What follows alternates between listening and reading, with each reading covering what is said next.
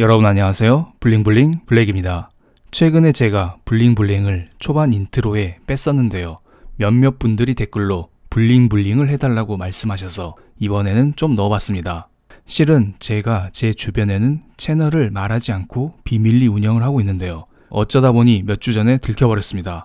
그래서 약간 민망해서 블링블링을 뺐었는데 앞으로 구독자님들의 강력한 요청이 있으면 자주자주 넣어보겠습니다. 구독자님들은 소중하니까요. 최근 헝다그룹 사태가 문제시되고 있습니다. 이것에 대해서 망한다, 안 망한다 여러 말들이 많습니다. 저도 지금 헝다그룹에 대해서 세 번째 영상을 올려드리는 것 같습니다. 단순히 헝다그룹이 이렇다 저렇다라는 사실 설명은 예전 영상에서도 설명드렸으니 그 부분은 과거 영상을 참고 부탁드리겠고요. 그것보다 지금은 추석 명절 연휴 기간입니다. 그런데 명절 기간에 무슨 헝다니 혼다니 여러가지 이상한 이야기로 우리의 마음을 불안하게 하고 있습니다. 그래서 제가 명절 기간 동안 글로벌 증시의 흐름, 여러 지표의 흐름을 통해서 시장은 지금 이번 사태를 어떻게 인지하고 있는지, 또 가장 끝판왕 악재인 FOMC를 어떻게 봐야 할지 이런 것들을 체크하는 시간을 갖겠습니다.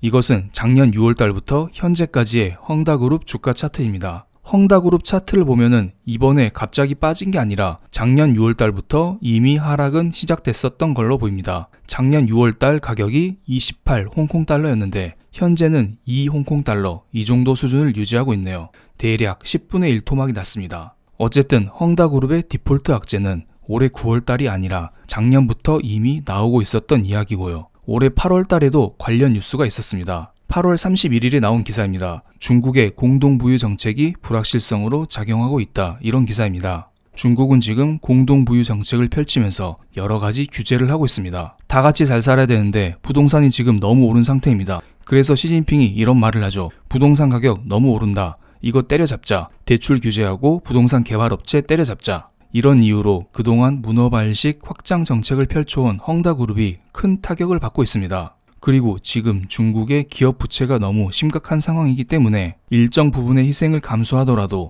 더 이상 거대 기업을 보호하는 정책을 추진하지 않겠다는 중국 정부의 단호한 의지 또한 여기에 깃들여 있다고 합니다. 그리고 여기에서 헝다그룹 이야기를 이어가면은 10분 이상 할 수도 있겠지만은 저의 첫 번째, 두 번째 영상에서 이러한 것들은 이미 말씀드렸었기 때문에 여기서는 패스하겠습니다. 여러분이 아셔야 될 것은 9월 23일에 헝다그룹 1차 채권 만기일이 있습니다. 이때 1억 달러가 조금 안 되는 금액의 이자를 납부해야 된다고 합니다. 이것을 내지 못하면 헝다그룹은 1차 디폴트를 맞게 됩니다. 그래서 여러분이 추석 명절 끝나고 23일 목요일이죠. 이때 헝다그룹이 어떻게 대처를 하는지 이것을 꼭 체크할 필요가 있어 보입니다. 그런데 이것은 이미 알려진 사실입니다. 23일에 헝다그룹 디폴트가 올 수 있다. 이것은 지난 두 번째 영상에서도 설명드렸던 내용이죠. 그런데 지금 헝다그룹의 주가가 추석 명절 동안 더 빠졌습니다.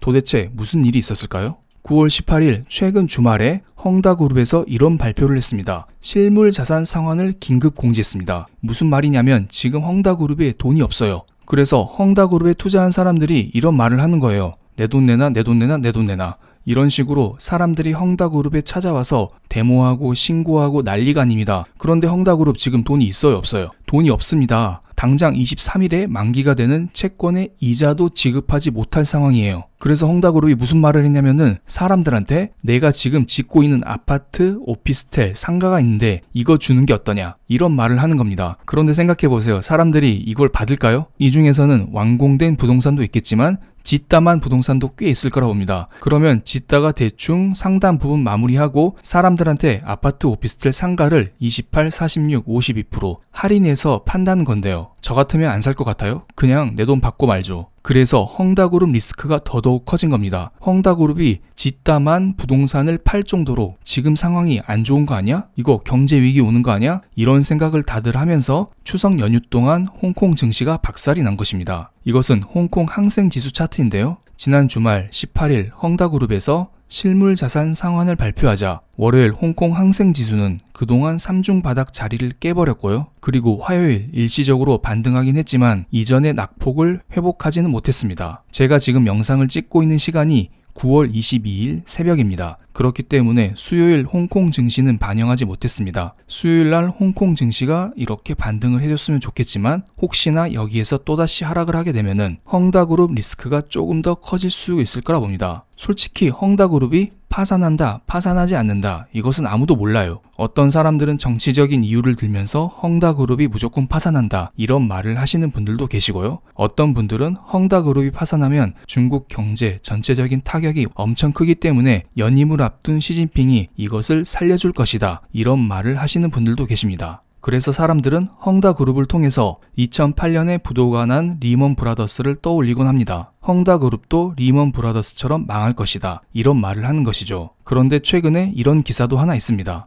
헝다그룹은 LTCM 파산과 유사하게 진행이 될 것이라는 기사입니다. LTCM은 롱텀 캐피탈 매니지먼트로서 1998년도에 파산했습니다. 1998년도 여러분 기억하시나요? 1997년 말 한국에서도 IMF 사태가 터졌습니다. 이때는 동아시아 중심으로 글로벌 경제 위기가 터졌던 시기입니다. 그래서 러시아도 이때 경제 위기가 오면서 외채에 대한 모라토리엄을 선언한 상태였습니다. 그러면서 러시아의 노출 비중이 높은 LTCM도 덩달아 파산했던 것이고요. 그런데 이때에는 연준에서 주요 은행과 함께 LTCM에 융자를 지원해서 빠르게 사태를 회복했습니다. 즉 LTCM을 살렸다는 것입니다. 그래서 많은 전문가들은 헝다가 망하기에는 너무 크다면서 중국 정부가 대규모로 개입을 하면서 결국에는 LTCM처럼 헝다그룹을 살리진 않을까, 이런 의견을 내시는 분들이 많네요. 그런데 리먼 브라더스 때에도 마찬가지였어요. 리먼이 망하기 직전에도 LTCM처럼 살려주지 않을까, 이런 생각을 했었지만 결국에는 리먼이 망했죠.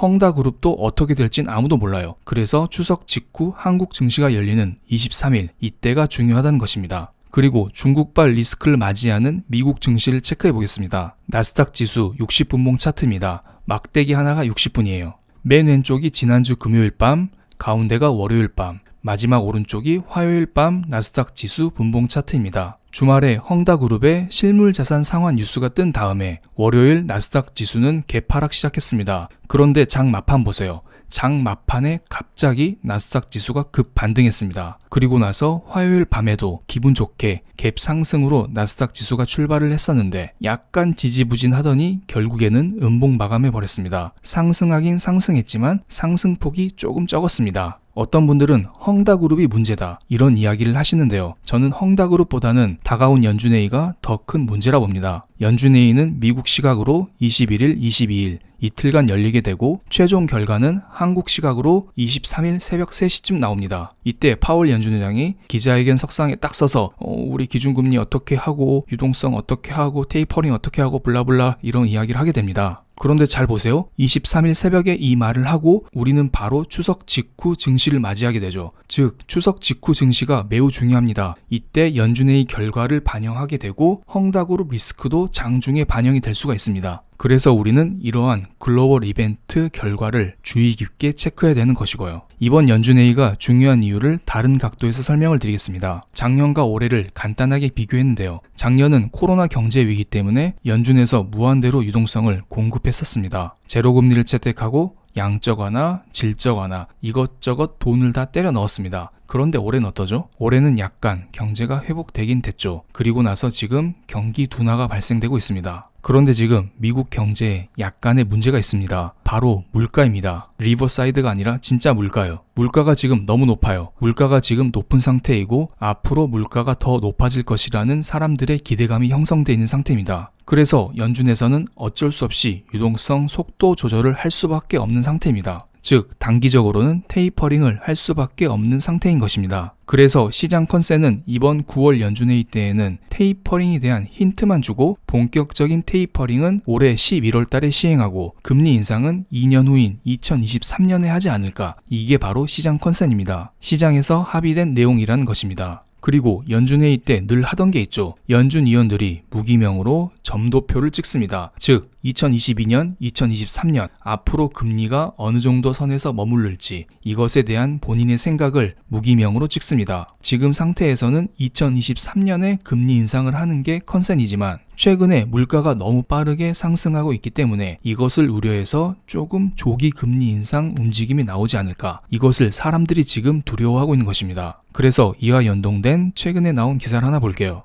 금리 인상 선 긋던 연준, 9월 연준회의 점도표 딜레마라는 제목입니다. 중간부터 보겠습니다. 연준은 기본적으로 이런 인플레이션 압력이 일부 코로나에서 재개되는 부문에 집중된 일시적인 급등으로 봤지만 이미 연준의 물가 목표치인 2%, 2%를 크게 웃돈 상태입니다. 제가 실은 2%를 한번 하고 싶어서 중간부터 봤습니다. 물가가 높아지면 당연히 연준에서는 테이퍼링 혹은 금리 인상을 해야겠죠. 물가 상승 압력이 저절로 사라질 것으로 확신한다고 해도 예상보다 높은 인플레이션이 지속될 위험을 보는 연준 위원들도 많을 수 있다고 합니다. 그래서 월스트리트 저널에서는 인플레이션 압력을 고려한 연준의 금리 예측 변화가 있을 가능성을 시사한다고 하네요. 즉, 이번 점도표에서 혹시나 2022년 조기 금리 인상에 투표하는 연준 위원들이 늘어나게 되면 시장에 상당한 발작이 나올 수도 있을 거라 봅니다. 그래서 우리는 이것을 조금 더 경계해야 될 필요가 있고요. 그럼 오늘 영상 여기에서 마치겠습니다. 감사합니다.